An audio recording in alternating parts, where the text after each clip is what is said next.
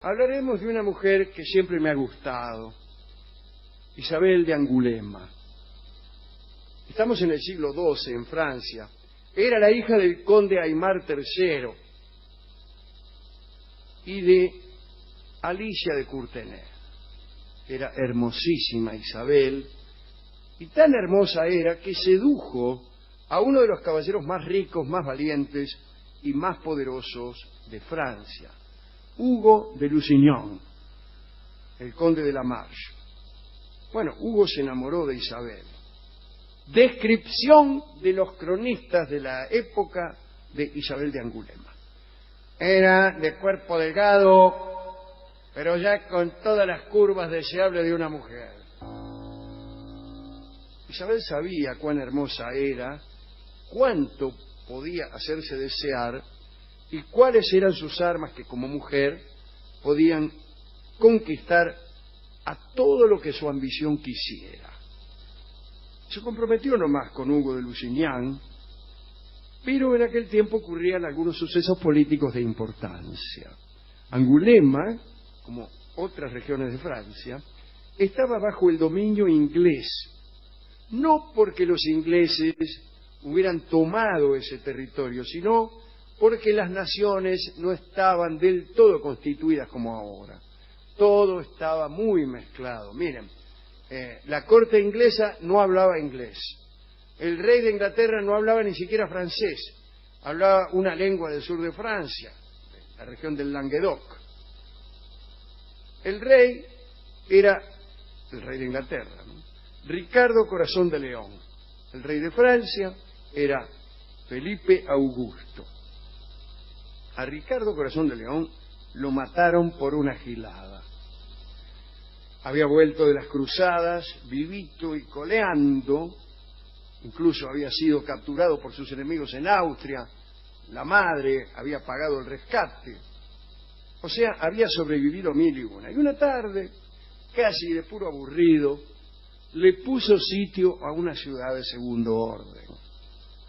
Y estaba atendiendo el sitio como con desgano. Ríndanse de una vez, qué sé yo, si no tienen chance, dale. Y se presentó frente a las murallas, le hizo unas señas a los tipos que estaban arriba, en fin. Se dio vuelta y se las tomó. Pero uno de los que defendían le metió un flechazo por la espalda y lo mató. Un pichi. Incluso no murió enseguida. Hubo tiempo de que su madre, Leonor de Aquitania, viajara, lo consolara, qué sé yo. Ricardo tuvo tiempo también de perdonar a su matador. En fin, hubo tiempo para todo hasta que al final murió Ricardo. Después de la muerte de Ricardo empezó a gobernar Juan Sin Tierra, el hermano de Ricardo, hijos ambos de Leonor de Aquitania y de Enrique, rey de Inglaterra. Juan era un tipo malo, todos lo recuerdan, todos los que hemos visto Robin Hood sabemos de quién hablamos. El rey Juan Sin Tierra. Ricardo Corazón de León era el rey bueno y su sucesor, Juan Sin Tierra, el rey malo. Muy bien, este rey Juan le había prometido a Isabel y a Hugo de Lusignan, que eran dos nobles franceses, salirle de padrino en el casamiento que se hacía en Aquitania, que casualmente estaba, no en Aquitania, en Angulema, que casualmente estaba bajo el dominio inglés. Muy bien, día del casorio. Todos los habitantes de Angulema y llenan las calles, fiesta, el novio ansioso, manjares de vino para todos, manjares y vino para todo el mundo, un cortejo nupcial que llega a caballo, que eso, llegan a la iglesia, van desmontando, ahí se pone Hugo en el altar, ¿no es cierto?, escupiéndose las manos, preparándose para el casamiento. El cura, y vienen entrando la bella novia y el rey de Inglaterra, Juan, que la tiene que conducir hasta el altar. Muy bien, todo fenómeno. Aparece la novia de la mano de Juan, empieza el recorrido. Cuando llega frente al altar, el rey Juan no la suelta. Hugo de Lusignan no entendía nada. Por ahí el rey Juan los hace callar a todos. Silencio, dice. Y le dice al cura: cásenos de inmediato. Declaro mi voluntad de tomar a esta mujer como esposa ahora mismo. Hugo de Lusignan se lanzó contra el rey Juan, pero sus compañeros lo detuvieron a tiempo, porque si hubiera golpeado al rey, hubiera sido culpable del delito de lesa majestad, hubiera sido ejecutado allí mismo. Bueno, mientras Hugo y sus amigos salían de la iglesia ahí maldiciendo, Juan le ordenó al obispo que iniciara, era un obispo en realidad, no era un cura, ¿no?, el que oficiaba el matrimonio. Inicie la ceremonia, dice apúrese. Bueno, se las tomó Juan con la mena, con Isabel de Angulema. Se fueron a Westminster y allí vivieron. Se la afanó. Vivieron una apasionada luna de miel. Isabel le ofreció a su esposo cuantas expresiones amatorias deseaba, por muy extravagantes que le parecieran. En fin, en octubre de ese año Isabel fue coronada reina de Inglaterra. Bueno, era un buen negocio para ella. De casarse con un conde pasó a ser la reina. Ahora bien, Hugo de Lusignan empezó a reclamar. Fue a la corte de su rey, que era el rey de Francia, Felipe Augusto. Reclamó, mire lo que me hizo este tipo, qué sé yo. Pero no hubo asunto. El rey le dijo, mire, una vez que se cobra, ya no hay más reclamo. Una vez que usted se retira del mostrador, dice, no hay más reclamo. Pero Felipe Augusto, enojado, si bien no pudo hacer nada con respecto al casorio, envió ejércitos y se adueñó totalmente de Anjou, de Bretaña y de otras regiones. Anduvo por Normandía, y eran muchas regiones que pertenecían al rey de Inglaterra, cayeron una por una bajo el poder del rey de Francia. E Isabel, que ahora era la esposa del rey de Inglaterra, le decía, ¿por qué no defendés todas esas plazas, todos esos feudos? Y él le dijo, ¿ma qué me importa? Dice. Él era malo, le gustaba hacerla sufrir. Un día le dijo, ¿te acordás de tu novio? Bueno, se casó, le dijo. Y era verdad, se había casado Hugo de Lusignan, y a Isabel no le había gustado nada, porque era una mujer que quería que todos estuvieran detrás de ella. Bueno, como algunas que uno conoce. Se enojó tanto por la noticia que le dio Juan, que también se enojó con el rey, y no le abrió la puerta de sus aposentos por un buen tiempo. Y después le llama para completar el enojo, se las tomó a Angulema de viaje. Tenía 20 años Isabel. Hasta ese año nunca le había sido infiel a Juan, pero cuando llegó a Angulema, su tierra natal, Juan estaba tan lejos que dijo Masi, el famoso masismo del que tanto se habla.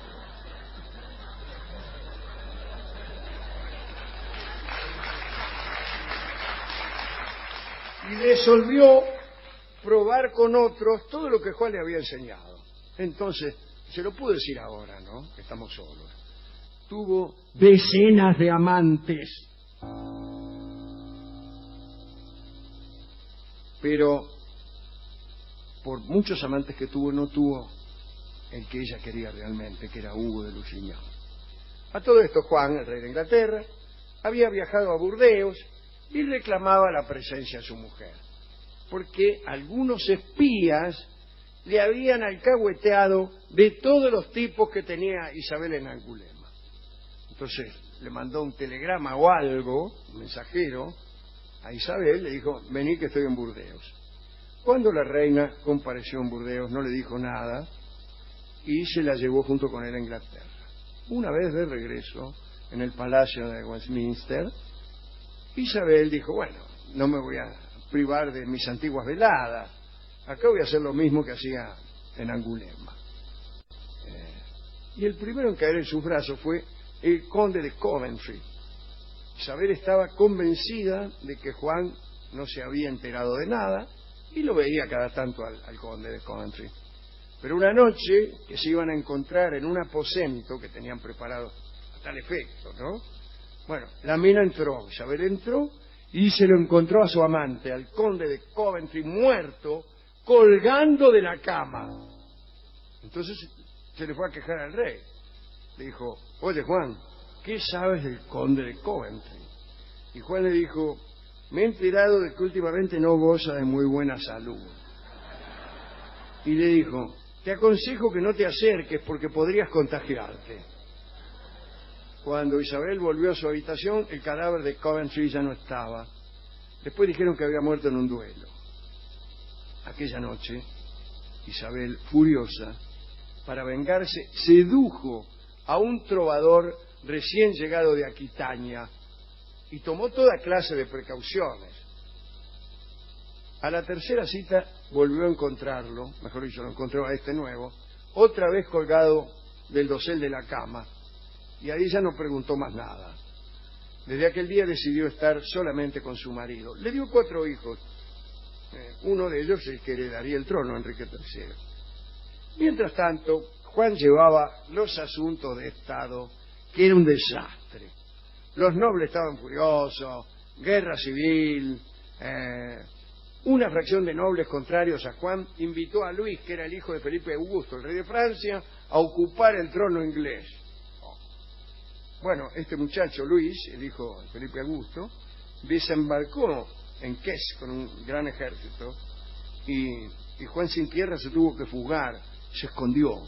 Isabel iba con él y estaba indignada por el poco valor de su marido. Mientras se escondía le decía, ¿no ves que sos un cobarde? Nadie te toma en serio. Juan era un tipo muy cobarde, hasta que la tarde del 18 de octubre de 1216 dejó de serlo, porque después de un atracón de comida y de bebida se murió. Muchos historiadores dicen que fue envenenado por la propia Isabel. Después vino la paz, Enrique III fue coronado rey de Inglaterra, tenía solo 9 años. Viuda Isabel, ¿qué hizo? Se volvió a Francia, a su antigua Angulema. Olvidó su título de reina de Inglaterra, adoptó el de condesa, ya que su padre, el conde de Angulema, se había muerto, y se quedó allí. Y empezó a decir, más sí, voy a tener más amantes. Por ahí se lo encontró, ¿saben a quién? A su antiguo novio, Hugo. Pero Hugo estaba casado, no le dio bolilla. Y ella, durante años, Angulema se convirtió en la corte más alegre de Francia. Isabel no dejaba de organizar fiestas de todo tipo, bailongos, ahí no dejaba títere con cabeza. Un día, desde su balcón, Isabel vio cómo se aproximaba un caballero totalmente vestido de negro. Era Hugo de Lusignan, que había enviudado, mirá lo que son las cosas, y venía a pedir su mano. Se casaron en 1220, en la misma iglesia en donde ya lo habían intentado una vez. Y esta vez no pasó nada. Fueron felices durante muchos años, tuvieron 2 hijos, vivieron en Poitou, pero la verdad es que Isabel nunca dejó de tener amantes. Y así fue la vida de esta mujer. Hugo se fue un día a las cruzadas y se murió. Isabel, por su parte, se refugió en un convento, en la abadía de Fonterrol, un lugar de rezo, que estaba regenteado por una abadesa, pero la abadesa tenía una conducta muy impropia y parece que así se hacía de todo menos rezar. Además era una abadía mixta, y allí vivió los años que le restaban de vida y los aprovechó lo mejor que pudo. Meditar y meditar nuestra querida Isabel de Angulema, que ni aún recluida en un convento se privó de nada. Esas son minas por las que uno pierde la cabeza. Me gustó. Y me gustó también cómo Juan se la afanó siendo padrino. Por eso yo, llegado el caso, pondría como padrino a un viejo feo y sin plata. Pero así todo nadie puede decir, de este padrino no he de beber. Atención, jóvenes novios, Nadie está seguro, ni siquiera dentro de la iglesia. Por ahí la mina llega al altar y dice, mira, en el recorrido me gustó más el padrino, así que mejor cáseme con este. Dicen que en Angulema, en su época más activa, Isabel tenía una ayuda de cámara cuya función era acercarse a los tipos que Isabel le indicaba. ¿No es cierto? Isabel los marcaba y su ayudante iba, tocaba el hombro del tipo y guiñándole el ojo le decía, ¡Ey, flaco! Ella te ama.